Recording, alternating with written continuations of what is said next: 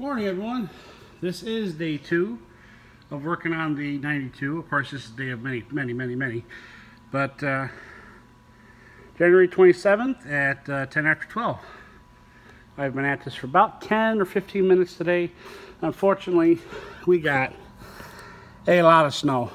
So when I came in today to work, I thought, well, I better do the snow because even with, I think it's 4 degrees outside, the snow, after you plow it, the asphalt dries up pretty good. So we're back here today, the good old 92, Grandma Grandpa's trailer. So little update here is what we're doing at the moment. Like I said, this isn't gotten a lot done, but got another piece of metal off. As you can see from the door back, I've got that gone.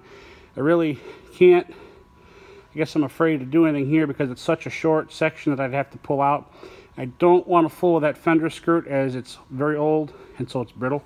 So I don't want to crack it, and my luck, it's not available. I won't have anything to replace it with. So this piece of metal goes from here to here.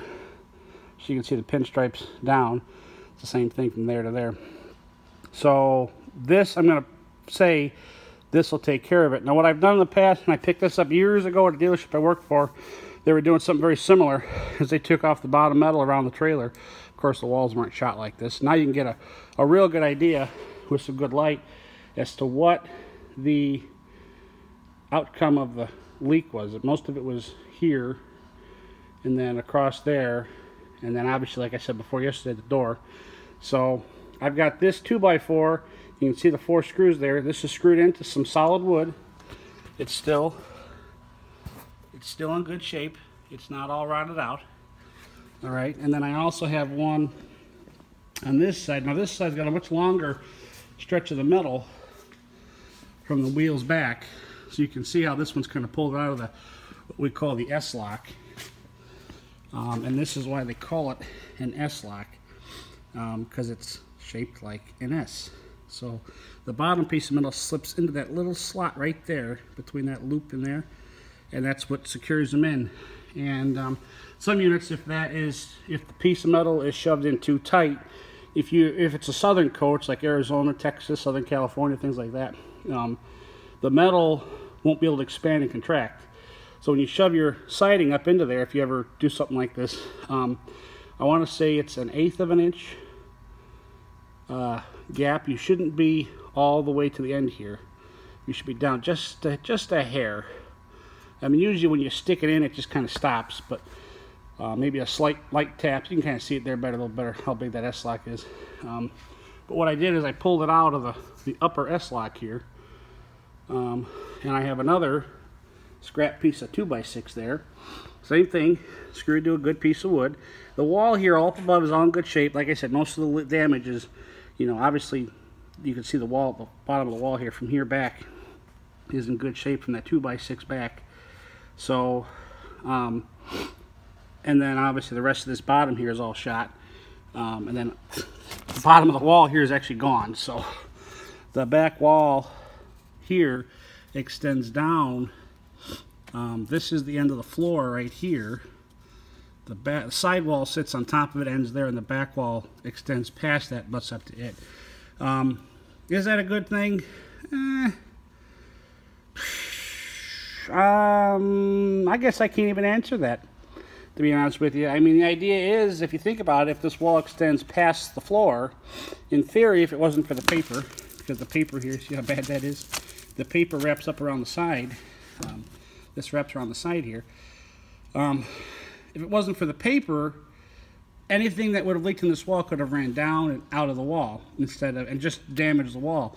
But because of the paper, it ran down, collected in the paper, sat in this corner because the camper was sitting nose high like this, and this particular corner was sitting low. So when I picked it up that particular day, so yeah. So while I figure I got a little video going here, you see what's going on. I'm going to raise up the trailer and show you how we're going to separate these two. Now you do have to be careful, and I'm hoping I'm not shooting myself in the foot by saying this, but if you go too high, you can actually cause damage to the siding. So you want to have your 2x snug on the floor like I did. Or if the 2x aren't long enough, but you have other cribbing you can use. So we're already picking up some weight there. That might be the highest that's been since the camper was new, prior to the leak. We take a little bit more and see how much more we can get out of it without damaging the trailer. It's starting to pucker pretty good up there above that door. So I guess I was hoping too that along with, oh, and you know what? I bet you if I popped that loose there, I'll bet you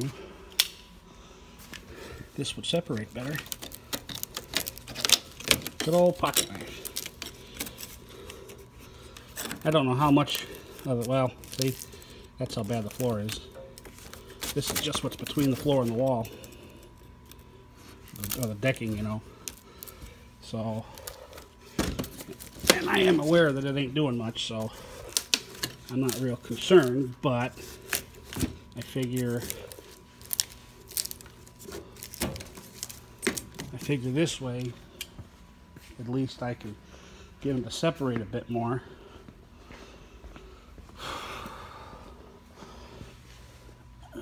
Just barely lifting up there, so I don't see any major puckering on this side of the trailer. Of course, that is all wall. So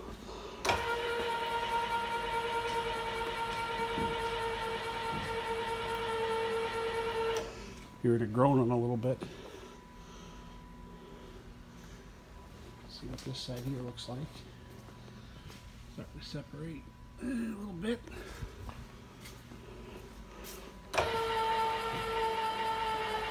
I also have the suspension popping